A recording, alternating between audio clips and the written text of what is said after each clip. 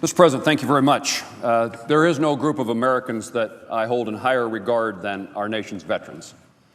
Their service and sacrifice have allowed us to live in the strongest, freest, greatest country in the world.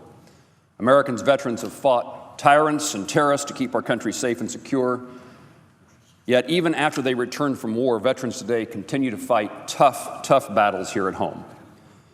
Many veterans find themselves struggling to find a job. They face difficulties accessing quality health care services, especially in rural areas like mine at home in Kansas. And all too many veterans must wait long periods of time for their benefit claims to be processed by the VA. As of April 2014, the claims backlog stands at 596,061 outstanding claims. 53% of those are longer than 125 days, waiting for an answer from the VA. It takes approximately 266 days for most new claims to receive an answer, and if the veteran is unhappy with the outcome of that claim, they can file an appeal, and the backlog for appeals is more than 272,000 in backlogs alone, and some have waited more than 1,500 days, more than 4 years, to get a response on their appeal. These numbers represent real people. They're not just statistics. They're not just average, everyday Americans. There are veterans who we claim we hold in highest regard and esteem. Americans who served our country are waiting to receive the benefits they earned at a time when more and more troops are transitioning out of the military and the needs are clear for our aging veterans. I am especially concerned that we're not keeping our promise to those who've served our country. I travel across Kansas and meet veterans in their communities. Across our state, I hear the stories about their VA claims process, from systemic issues with back and forth, how the claims are handled, to absurd waiting times. In Washington, I hear from veterans organizations who come from Kansas, the American Legion, the Disabled Veterans of America, Concerned Veterans of America, the Veterans of Foreign Wars, and they bring their stories of other veterans to me, outlining the problems the veterans back home are facing. And the reality is our veterans are losing hope that the VA will care for them. Americans recently heard the story about the problems from a whistleblower in Phoenix, Arizona at the VA, in which there was a secret waiting list of veterans who had waited more than 7 months to see a doctor in order to avoid VA policies on reporting extended delays. The VA hospital figured out how to hide those claims for 7 months so that they weren't reported. Incidents of mismanagement and even death caused the failures at the VA are far more numerous than we even see in the news. Reports continue to pop up across the country, from Atlanta to Memphis, from St. Louis to Florida. The claims backlog, medical malpractice, mismanagement of a case, lack of oversight, unethical environments all contribute to a VA's failure. It has become abundantly clear that the dysfunction within the VA extends from the top to the bottom, at the highest headquarters and in each VISN, and down to local levels in some medical facilities.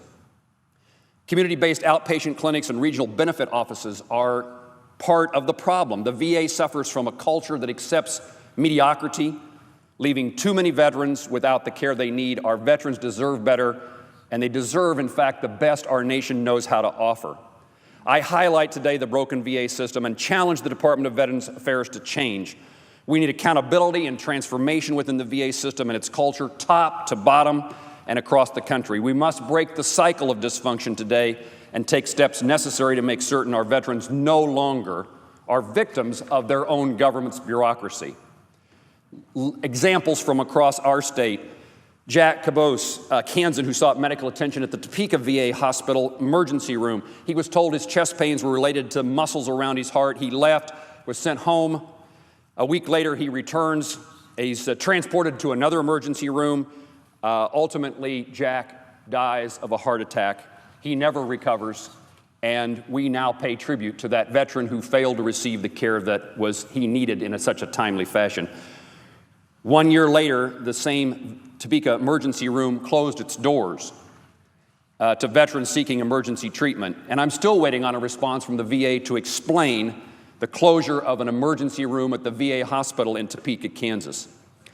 Our outpatient clinic in Liberal has been without a primary care provider for more than 3 years, and while others try to fill in the gap, there's nothing to date that the VA has done to solve the underlying problem. Still no primary care provider.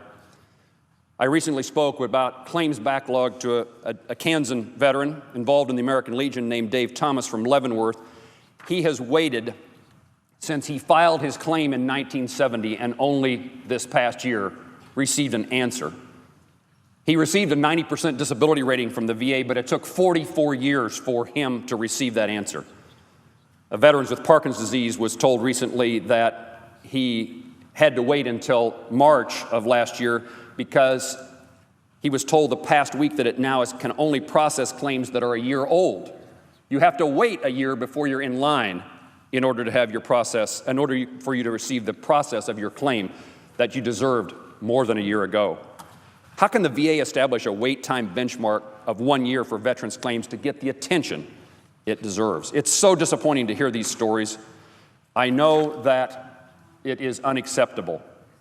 Whether you are a veteran who served in 1941, 1951, 1971, 1991, or 2001, or 2011, or you're currently serving, we owe the nation's veterans our absolute best after their military service is complete.